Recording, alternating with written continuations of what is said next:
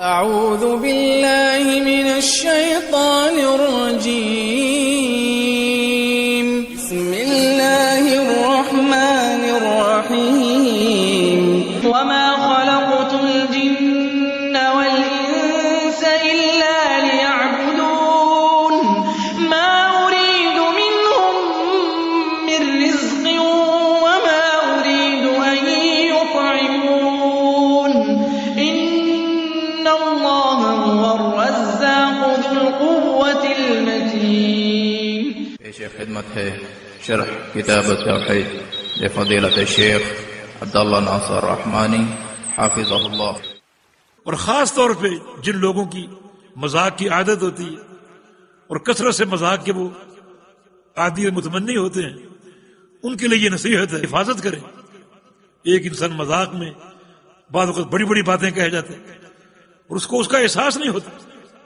جب انسان جدیت پر، حقیقت پر ہو اور سنجیدگی پر ہو تو وہ بات سوچ سمجھ کے کرتا ہے، اور جب وہ مذاق کے موڈ میں ہو، ہنسنا ہنسانا اور لہو و تماشا اس کا وہ عادی ہوتا ہے، تو پھر وہ اس میں طرح طرح کی باتیں ایسی کر جاتا ہے جو شریعت کے منافی ہوتی ہیں، اور وہ اس کے لیے بڑی نقصان دہ اور شدید ترین وعید کا باعث ہو سکتا ہے. نبی علیہ السلام کی حدیث ہے کہ ان الرجل لیتکلم بکلمۃ من سخط اللہ لا یلقی لها بالا یلقی اللہ علیہ سخطہ الی یوم یلقاہ، کہ ایک شخص اپنی زبان سے ایک جملہ کہتا ہے اور وہ جملہ اللہ کی ناراضگی کا ہوتا ہے، جس پر اس کو توجہ نہیں ہوتی. اس نے جملہ کہا اور بھول گیا، فراموش کر بیٹھا، اللہ تعالیٰ ناراض ہو چکا ہے، اس کو اس کا احساس ہی نہیں. وہ نمازیں پڑھ رہے، روزے رکھ رہے، حج بیت اللہ کر رہے، اللہ ناراض ہے. یلقی اللہ علیہ سخطہ الی یوم یلقاہ، اس ایک ہی جملے کی وجہ سے اللہ تعالیٰ اپنی لعنتیں اور پھٹکاریں اس پر نازل کرتا رہے گا. کب تک؟ جب تک قیامت قائم نہ ہو جائے. وہ نمازیں پڑھ رہے، ایک ہی جملہ اللہ تعالیٰ کی لعنت کا موجب بن گیا، اور قیامت کے قائم ہونے تک اس پر لعنتیں برستی رہیں. ان الرجل لیعمل بعمل اہل الجنہ، ایک شخص جنت والے کام کرتا ہے، جنت والے، حتی لا یبقى بینہ وبینہا الا شبرا، اتنے عمل کرتا ہے کہ اس کے اور جنت کے درمیان صرف ایک بلشت کا فاصلہ باقی رہ جاتا ہے. ثم یتکلم بکلمۃ، پھر اس اسٹیج پر ایک کلمہ ایسا بولتا ہے، ایک بول ایسا ادا کرتا ہے کہ یلقا فی نار جہنم 70 خریفہ، جہنم میں گرا دیا جاتا ہے 70 سال کی مسافت کے بقدر، حالانکہ جنت کے دھانے پر کھڑا ہے. ایک نیکی ہو جنت میں داخل ہو جائے، مگر زبان کا ایک ہی بول اس کو جہنم میں 70 سال نیچے لے گیا. تو اس لیے خاص طور پہ جو لوگ اکثر مذاق کے موڈ میں باتیں کرتے رہتے ہیں، ان میں جدیت اور سنجیدگی نہیں ہوتی، تو بعض اوقات بے دھیانی میں ایسی بات کہہ ڈالتے ہیں جو اللہ اور اس کے رسول کی ناراضگی کا باعث بن جاتی ہے. سلف صالحین کو ایسی باتیں بھولتی نہیں تھیں. حسن بصری رحمہ اللہ علماء تابعین میں سے، اپنی عمر کے آخری حصے میں انہیں ایک شدید تکلیف کا سامنا کرنا پڑا، شدید تکلیف کا، شدید پریشانی کا.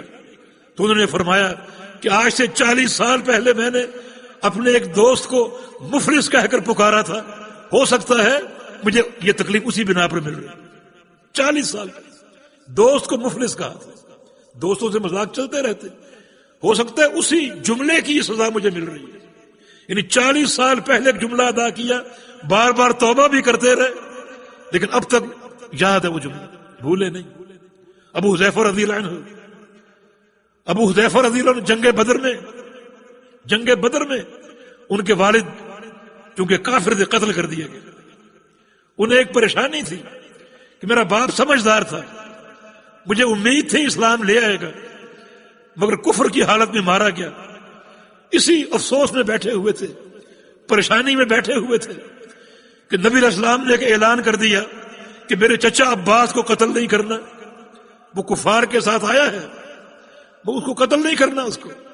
تو ابو حذیفہ چونکہ پریشان تھے، ان کی زبان سے جملہ نکل گیا کہ ہمارا باپ قتل ہو اور آپ کا چچا قتل نہ ہو. نبی علیہ السلام نے جملہ سن لیا.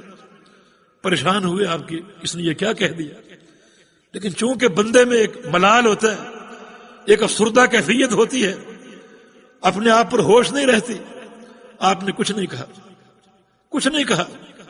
بعد میں جب ان کو محسوس ہوا کہ اللہ کے نبی نے یہ اعلان کیوں کیا تھا، کیونکہ اللہ تعالیٰ نے اپنے پیغمبر کو بتا دیا تھا کہ عباس مسلمان ہو چکے ہیں، مستضعفین میں سے مجبوراً لائے گئے ہیں، اسلام قبول کر چکے ہیں، اس لیے اللہ کے پیغمبر نے اعلان کیا۔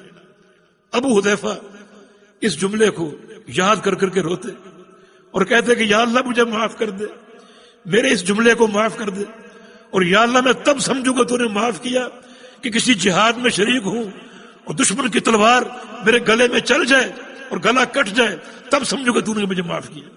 یہ علامت قرار دے گا، یا اللہ مجھے معاف کر دے، ایک جملہ ہے، اور اس کو یاد کر کر کے روتے ہیں، یا اللہ میری توبہ قبول کر لے، اور تب سمجھوں گا تو نے توبہ قبول کی کہ کسی جہاد میں تلوار یہاں چل جائے۔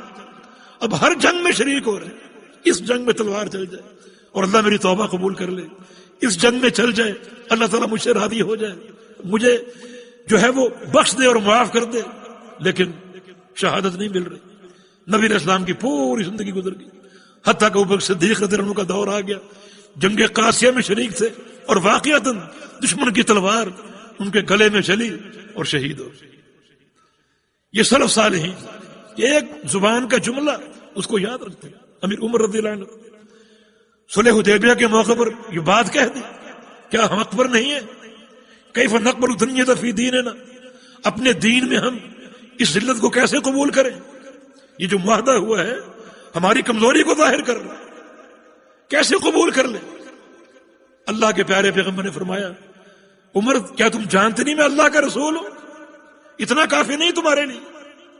عمر خاموش ہو، اللہ و رسول عالم، آنکھوں سے آنسو جاری ہو گیا، اللہ اور اس کا رسول بہتر جانتے۔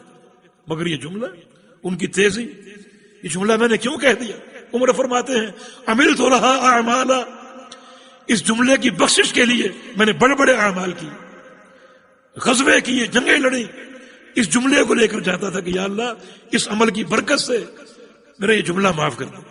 یہ سلف صالحین زبان کا استعمال کتنے محتاط، اگر کوئی کلمہ ایسا ادا ہو گیا تو اس کو بھولتے نہیں تھے، اس پر توبہ کرتے، استغفار کرتے۔